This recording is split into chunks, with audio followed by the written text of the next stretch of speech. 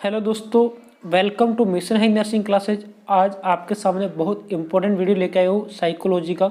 Psychology के question हर exam में 3 से 4 क्वेश्चन रहते हैं और किसी किसी एग्जाम में इसका वेटेज बढ़ भी जाता है। और साइकोलॉजी को हमेशा लोग अवॉइड करते हैं, लेकिन आपको अवॉइड नहीं करना है। इसके लिए मैं बिल्कुल शॉर्ट वीडियो लेके आया हूँ जिसमें आपके मैक्सिमम से मैक्सिमम क्वेश्चन क्लियर हो जाए। तो दोस्तों अपन क्वेश्चन की तरफ जाते हैं। उससे पहले मैं आपको बता देता हूँ एनसीएल के लिए और अदर जो भी एग्जाम है सभी के लिए टेस्ट सीरीज के रजिस्ट्रेशन शुरू हो गए। If any person interested then WhatsApp message कीजिए, मैं आप उनको कम्प्लीटली इन्फॉर्मेशन दे दूंगा। इसके अलावा दोस्तों अगर आप हमारे चैनल पर नए हैं तो चैनल को सब्सक्राइब जरूर कीजिए, साथ ही बेल आइकन जरूर दबाइए ताकि हम इस प्रकार की जो भी वीडियो लेके आए ताकि सबसे पहले आपको इन्फॉर्मेशन मिले। दोस्तों सभी सब्जेक्ट के ऑलमोस्ट वीडियो अपलोड कर दिए हैं, तो आप अपना रिवीजन पर्पज से क्वेश्चन वहाँ पे देख सकते हैं। पहला क्वेश्चन देखिए अभी आज का, सोशल साइकोलॉजी डील विथ, जो आपका सोशल साइकोलॉजी किसके साथ डील करता है। Option A human behaviour, option B different culture, option C religious value और ऑप्शन डी नेगेटिव फीलिंग्स। जो आपका सोशल साइकोलॉजी है वह डील्स करता है ह्यूमन बिहेवियर के साथ में। किसके साथ डील करता है? ह्यूमन बिहेवियर के साथ में। मीन्स ऐसा बोला जाता है कि जो social psychological deals with group of behaviour and inter relationship of peoples. जो पीपल्स रहता है, पीपल्स के बिहेवियर और उनका आपस में रिलेशनशिप के बेस के साथ डील करता है, इसलिए इसको अपन क्या बोलते हैं? सोशल साइकोलॉजिकल्स। वो किसके ऊपर डील करता है? ह्यूमन बिहेवियर, ह्यूमन के रिलेशनशिप के बेस पे डील करता है, इसलिए इसको सोशल साइकोलॉजी बोला जाता है।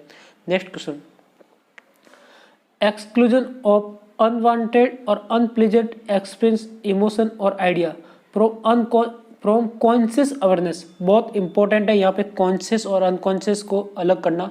एक्सक्लूजन मतलब बाहर निकल, अनवांटेड अनिच्छित और अनप्लीजेंट दुखदायी एक्सपीरियंस, इमोशन और आइडियाज को कॉन्शियस माइंड से बाहर निकलना, उसको अपन क्या बोलते हैं? Option A denial, option B repression, option C regression, option D projection. बहुत इंपॉर्टेंट है। राइट आंसर क्या होगा? रिप्रेशन। राइट आंसर क्या होगा? रिप्रेशन। बी राइट आंसर इसका। राइट आंसर क्या होगा? रिप्रेशन। डिनाइल का मतलब क्या होता है? मना कर लेना। डिनाइल में क्या होता है? मना करना होता है।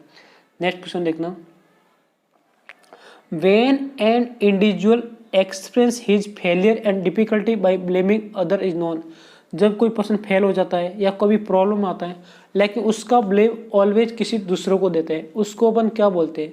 Option A repression, option B projection, option C sublimation और ऑप्शन डी डिनाइल। इसको अपन क्या बोलते हैं? प्रोजेक्शन। कोई भी पर्सन अगर अपने खुद की कमी की वजह से या कोई भी शॉर्ट कमिंग की वजह से अनप्लीजेंट फील करेगा और उसका ब्लेम ऑलवेज हमेशा किसको? दूसरों को देगा। वो खुद फेल हो रहा है या किसी प्रॉब्लम में फंसा है तो हमेशा उसका दोष या ब्लेम किसको करे? किसी और पर्सन को करेगा। उसको अपन बोलते हैं प्रोजेक्शन। उसको अपन क्या बोलते हैं? Projection. Next question, directing anger at a person or object other than it primary source is called.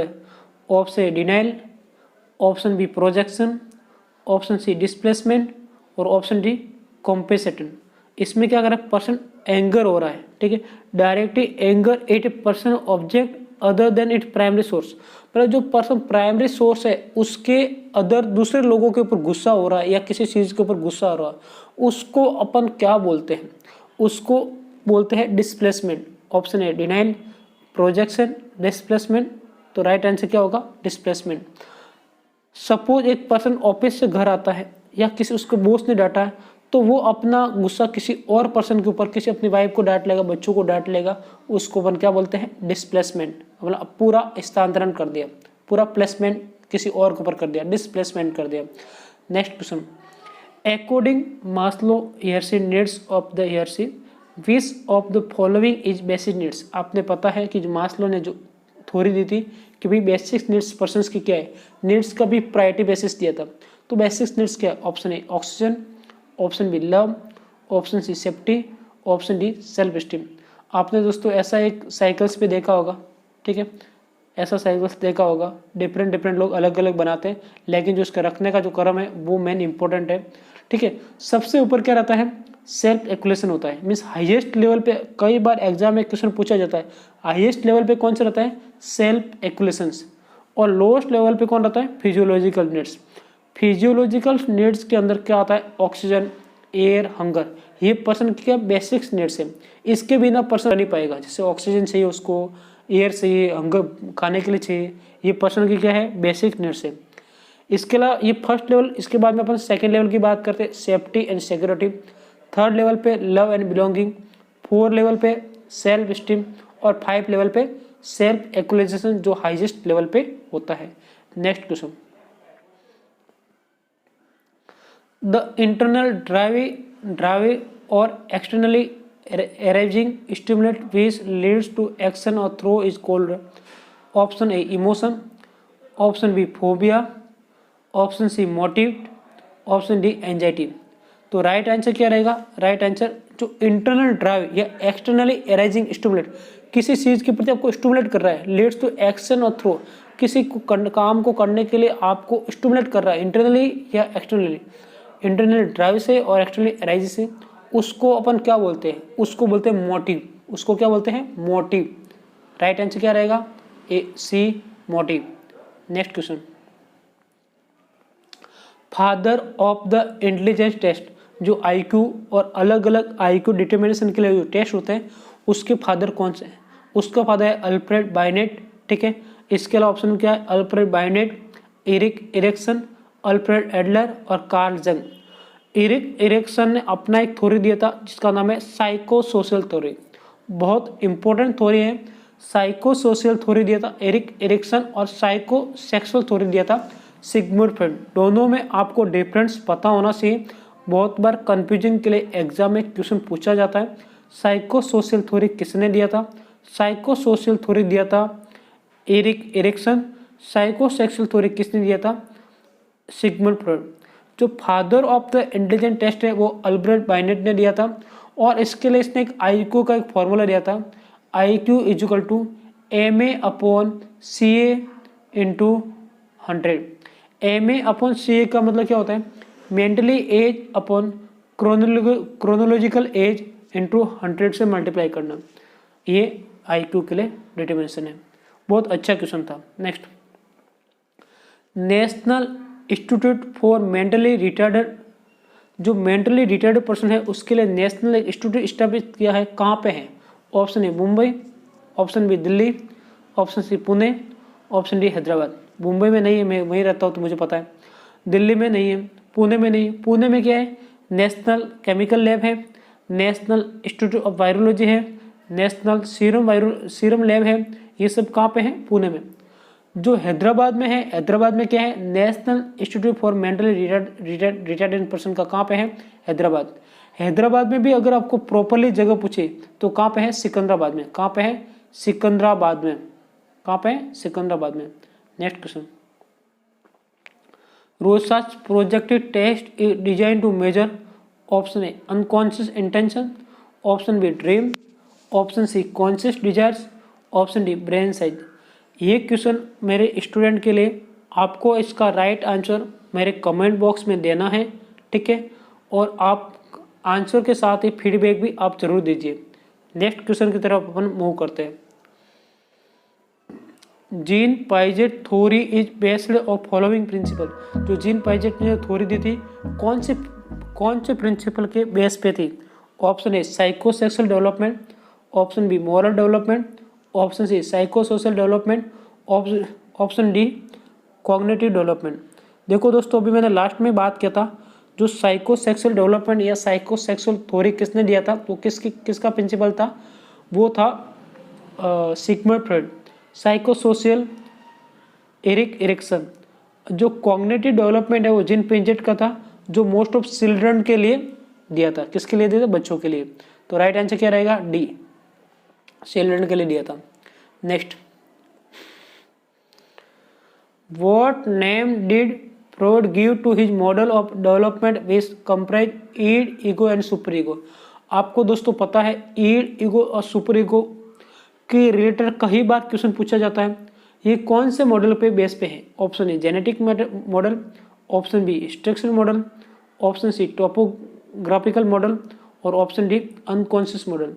जो ईड, ईगो और सुपर ईगो है, ये कौन से मॉडल पे, ये है आपका स्ट्रक्चर मॉडल।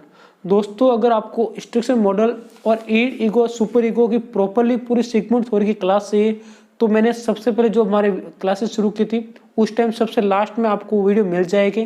प्रॉपरली 10 से 12 मिनट का वीडियो है। ईड, ईगो, सुपर ईगो को बहुत अच्छे से एक्सप्लेन किया है। स्ट्रक्चर मॉडल, टोपोग्राफिकल मॉडल, उन सबको अच्छे से वहाँ पे एक्सप्लेन किया है। इसके अलावा अपन दोस्तों नेक्स्ट क्वेश्चन की तरफ मूव करते हैं।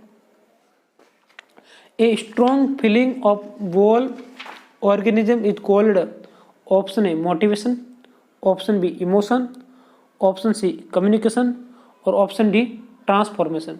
जो स्ट्रॉन्ग फीलिंग है, ठीक है, वो पूरा ऑर्गेनिज्म के खिलाफ, पूरे ऑर्गेनिज्म का, उसको अपन क्या बोलते हैं, उसको अपन बोलते हैं मोटिवेशन। उसको अपन क्या बोलते हैं, मोटिवेशन। राइट आंसर क्या रहेगा, motivation. Next question, the process of the modifying individual behaviour through experience is called, option A learning, option B transfer of learning, option C extension और ऑप्शन डी स्पॉन्टेनियस रिकवरी। जो process of modifying individual behaviour है वो कौन से experience पे है, वो है लर्निंग। ठीक है, process of modifying individual behaviour through experience is learning. Right answer क्या रहेगा, right answer A learning. Next question की तरफ मूव करते हैं। Classical conditioning theory of learning. Learning के लिए मोस्ट ऑफ दो थ्योरी मानी जा रही है, क्लासिकल कंडीशनिंग थ्योरी और दूसरा है ऑपरेट थ्योरी। क्लासिकल जो कंडीशन थ्योरी दी थी वो एक डॉग एंड रिंग का एग्जाम्पल लेते हैं। जस्ट मैं आपको थोड़ा बता भी देता हूँ। जो क्लासिकल कंडीशनिंग थ्योरी दी थी, option A Ivan Pavlov, option B B F Skinner, option C western और ऑप्शन डी एर्नोल्ड। तो राइट आंसर क्या रहेगा, क्लासिकल जो कंडीशनिंग थ्योरी दी थी वो दी थी इयोन पावलो ने दी थी। किसने दी थी, पावलो ने क्लासिकल थ्योरी दिया था। किसके बेस पे, एक डॉग का सेलिब्रेशन, मतलब क्या करता है इयोन पावलो, अपना जो साइकिल रहता है, साइकिल के बेल बजाता है, कुत्ता आता है, कुत्ते को रोटी देता है। ऐसा कंटिन्यू 5 से 7 दिन तक उस कुत्ते की आदत लगता है। जैसे बेल बजाता है, कुत्ता आता है, कुत्ते को रोटी दी जाती है। और उसके बाद में नेक्स्ट कुछ दिनों के बाद में उसकी कंटिन्यू हैबिचुअल होने के बाद में एक दिन वो आता है, रोटी लेके नहीं आता है, बेल बजाता है, कुत्ता आता है। उसके बाद भी बेल बजाने के बाद में कुत्ता आता है और उस रोटी नहीं दिया, उसके बाद भी उसमें मुंह से सल्यूशन आ रहा है। इसको अपन क्या वो नाम दिया, क्लासिकल कंडीशनिंग थ्योरी, जो किसने दिया था, Ivan Pavlov. Next question, B F Skinner ने क्या दिया था, ऑपरेट कंडीशनिंग थ्योरी दिया था। नेक्स्ट क्वेश्चन की तरफ मूव करते हैं। When an individual is not able to decide among two quality या two equally important goals is referred, quality की जगह इक्वली है, दो इंपॉर्टेंट इक्वली गोल्स के ऊपर वो डिसाइड नहीं कर पाता है कि कौन सा इंपॉर्टेंट है कौन सा नहीं है, डिसाइड नहीं कर पाता है। Option A substitution, option B conflict, option C repression और ऑप्शन डी कॉन्फ्लिक्ट। तो राइट आंसर क्या रहेगा, right answer conflict. Right answer क्या रहेगा, कॉन्फ्लिक्ट बी। इसमें पर्सन क्या करता है, कोई भी जो अपने गोल्स रहते हैं, गोल्स को डिटरमाइन नहीं कर सकता मेरे लिए कौन सा इंपॉर्टेंट है कौन सा इंपॉर्टेंट नहीं रहेगा। वो ऐसा उसको लगता है कि ये भी मतलब दोनों, उसमें भी अलग अलग टाइप्स होते हैं, एक ज़्यादा इंपॉर्टेंट रहता है, एक कम इंपॉर्टेंट रहता है, किसी किसी में दोनों इंपॉर्टेंट रहता है। तो पर्सन उसमें से डिसाइड नहीं कर पाता है। नेक्स्ट, जस्ट लाइक कॉन्फ्लिक्ट का कैसे, जैसे आपका शादी भी है, आपका एग्जाम भी है, तो आप थोड़ा कंफ्यूजन रहता है। एग्जाम भी कैसे हाई लेवल का एग्जाम है, आपका कोई फाइनल एग्जाम है, तो उस टाइम आपको थोड़ा कॉन्फ्लिक्ट रहता है, भाई मुझे शादी इस टाइम करनी चाहिए, शादी को पोस्टपोन करूँ या एग्जाम दूँ, दोनों में से किसको मिस करूँ, थोड़ा कॉन्फ्लिक्ट रहता है। Next question, the individual capacity to acquire some specific knowledge skills, option A attitude, option B aptitude, option C attention, option D personality. देखो दोस्तों, आपके माइंड में कई बार आता होगा, फिर नर्सिंग के एग्जाम में मैथमेटिक्स क्यों दे रहे, रीजनिंग क्यों दे रहे। आपने देखा होगा बहुत सारे एग्जाम में एक अलग पोर्शन दिया जाता है एप्टीट्यूड का, एप्टीट्यूड के नाम से बच्चों में बहुत सारा थोड़ा कंफ्यूजन रहता है। लेकिन उसका क्या मेन पर्पज क्या रहता है, individual capacity to acquire some specific knowledge और स्किल, किसी पर्टिकुलर साइड में वो नॉलेज देखने के लिए एप्टीट्यूड टेस्ट लिया जाता है। उसका ऐसे बोल सकते हैं ब्रेन का टेस्ट। एप्टीट्यूड के लिए हम क्लासेस अवेलेबल कर दी है, अगर कोई भी पर्सन इंटरेस्टेड हो तो आप हमारा वीडियो अवेलेबल है, तो वहाँ पे आप देख सकते हो। आजकल हर एग्जाम में एप्टीट्यूड पूछा जाता है, जिसमें मैथमेटिक्स, रीजनिंग्स, जीके, जीएस सभी तरह के आते हैं, तो वहाँ जाके देख सकते हैं। Next, thinking containing errors, conclusions and internal contradiction is called, option A autistic thinking, option B critical thinking, option C illogical thinking और ऑप्शन डी लॉजिकल थिंकिंग। तो राइट आंसर क्या रहेगा? राइट आंसर रहेगा illogical thinking. Illogical thinking, thinking containing errors, conclusion and internal contradiction called illogical thinking. Next question,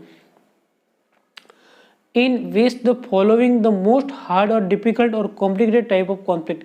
अभी थोड़ी देर पहले मैंने conflict का आपको डिस्कस किया, तो जो सबसे हार्ड टाइप या सबसे डिफिकल्ट टाइप या कॉम्प्लिकेटेड टाइप का कॉन्फ्लिक्ट कौन सा होगा?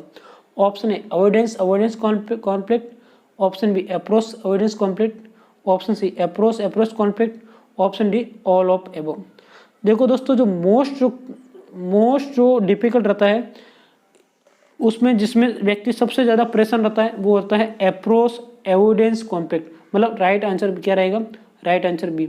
जो अप्रोच एविडेंस कॉन्फ्लिक्ट है उसमें पर्सन सबसे ज़्यादा परेशान रहता है। Next question, in which the condition use adjustment mechanism. Adjustment mechanism किस में यूज करता है? ठीक है, आदमी जब फ्रस्ट्रेशन में रहता तब। राइट आंसर क्या रहेगा? Right answer D, frustration. Next question, which type process of is thinking process. कौन से टाइप की जो प्रोसेस है थिंकिंग प्रोसेस है? परसेप्शन, इमोशनल, कॉग्निटिव और मोटिवेशन। दोस्तों अभी कुछ जो क्वेश्चन है वन लाइनर क्वेश्चन है, just like first psychology word किसने दिया था? रुडोल्फ ज़ोलके। बहुत इंपॉर्टेंट है, कई बार पूछा जाता है कि जो साइकोलॉजी है, साइकोलॉजी जो आप पढ़ रहे हो उसका सबसे पहले वर्ड किसने दिया था? रुडोल्फ ज़ोलके। Next question, first time William Wundt opened an institute for the experiment psychology in 1879 in Leipzig, Germany. जो इसलिए उसको वन एक्सपेरिमेंटल साइकोलॉजी का फादर बोला जाता है। जो पहला इंस्टीट्यूशन डाला था एक्सपेरिमेंटल साइकोलॉजी का, किसने डाला था? William Wundt. और father of the psychological Aristotle. ध्यान से सुनना, अगर एग्जाम में ये क्वेश्चन पूछा जाए, father of the psychology Aristotle, father of the experimental psychology William Wundt. इसके अलावा पूछा जाए father of the modern psychological Sigmund Freud, founder of clinical child psychology Gesell. बहुत इंपॉर्टेंट है 4 क्वेश्चन। देखो, father of the psychology Aristotle, father of the experimental psychological William Wundt, founder of the modern psychology या father of the modern psychological Sigmund Freud, founder of clinical psychological Gesell. फिर MR का मतलब क्या होता है? Mental retardation. IQ MA/CA का जो formula दिया था MA/CA × 100, उसके अकॉर्डिंग जिसका IQ लेवल 70 से बिलो है उसको AMR मेंटल रिटार्डेशन बोलते हैं। इसका भी अलग अलग कैटेगरी है, mild, moderate and severe and profound. Mild MR किसको बोलते हैं? जिसका IQ 70 से तो कम है लेकिन 50 से अबव, उसको अपन क्या बोलते हैं? Mild MR। वो पर्सन 6 क्लास तक पढ़ सकता है, ऐसा उसका ब्रेन रहता है। ठीक है, ऐसा उसका IQ रहता है। फिर बात करते हैं मॉडरेट MR। ऐसा पर्सन जिसका IQ 35 से तो एबो रहेगा लेकिन 50 से कम, उसको अपन क्या बोलेंगे? Moderate MR। इसमें पर्सन क्या उसको ट्रेन कर सकते हैं और 2nd क्लास तक वो पढ़ भी सकता है, एजुकेबल रहता है, लेकिन पर्सन को आपको क्या करना पड़ेगा? ट्रेन, मतलब कुछ साथ में आपको हेल्प करना पड़ेगा। नेक्स्ट है सीवियर MR। सीवियर MR का मतलब क्या होता है? मतलब सीवियर मेंटल रिटार्डेशन, जिसका IQ बिलो 35 होगा और 20 से ऊपर रहेगा या 21 से ऊपर रहेगा। कस्टोडियल रहेगा, बट उसको भी ट्रेन कर सकते हैं, जैसे हाइजीन स्किल्स के बारे में ट्रेन कर सकते हैं, हाथ कैसे धोना है, खाना खाने के बाद हाथ धोना है, ऐसा अपन ट्राई करें तो कर सकते हैं। जो लास्ट है जिसका IQ 20 से कम है, वो प्रोफाउंड MR, वो पूरा डिपेंडेबल रहेगा। नेक्स्ट है if mental age is equal to chronological age. जब मेंटल एज MA/CA के बराबर है तो आपका IQ का कितना हो जाएगा? 100, क्योंकि MA/CA है, अगर दोनों बराबर है तो दोनों कट जाएगा, तो पीछे क्या रह जाएगा? पीछे 100। अगर IQ 90 और 100 के बीच में, उसको अपन क्या बोलते हैं? Normal side. उसको अपन क्या बोलेंगे? Normal side. जो theory of the psychosexual development किसने दिया था? Sigmund Freud. और सिगमंड फ्रॉइड ने साइको एनालिटिक थ्योरी भी दिया था, लिबिडो थ्योरी भी दिया था, साइको डायनेमिक थ्योरी भी दिया था। साइको एनालिटिकल थ्योरी का फादर कहा जाता है। साइको एनालिटिक थ्योरी का फादर किसे कहा जाता है? Sigmund Freud. इसने 5 स्टेप पॉइंट दिए थे, OAPLG आपको याद करने के लिए बताया था, ठीक है। 5 स्टेप दी थी अपने साइकोसेक्सुअल थ्योरी की, psycho analytic theory, psycho dynamic theory, libido theory, सब ने सिग्मंड फ्रॉइड ने दी थी। सिग्मंड फ्रॉइड की जो साइकोसेक्सुअल थ्योरी है उसकी 5 स्टेज थी, उसको याद करने का तरीका है OAPLG, ठीक है। O फॉर ओरल इन्फेंट में, A फॉर एनल टोडलर में। मीन्स पर्सन जब इन्फेंट जो रहेगा ओरल स्टेज के थ्रू अपना सेटिस्फेक्शन फील करता है, अगर उसका प्रॉपरली उसका सेटिस्फेक्शन फील हो जाता है तो पर्सन ठीक है, नहीं तो उसमें फिक्सेशन हो जाता है। नेक्स्ट है फैलिक, फैलिक प्री स्कूलर में, फिर है लेटेंसी स्कूलर में और जेनेटल एडोलेशन में।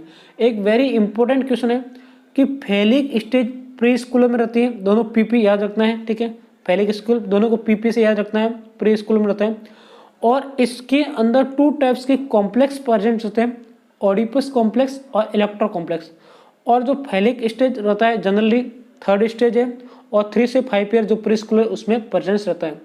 और थर्ड स्टेज बोलते हैं ओडिपस कॉम्प्लेक्स और electro complex in present properly in complex को सबको इसकी सिग्मंड फ्रॉइड की प्रॉपरली थ्योरी को समझने के लिए मैंने पूरा पर्टिकुलर क्लास लिया है 10 से 15 मिनट का, उसमें सब चीज़ों को बहुत अच्छे से एक्सप्लेन किया है। आप वहाँ जाके उस वीडियो को देख के आपका नोट्स बना सकते हो।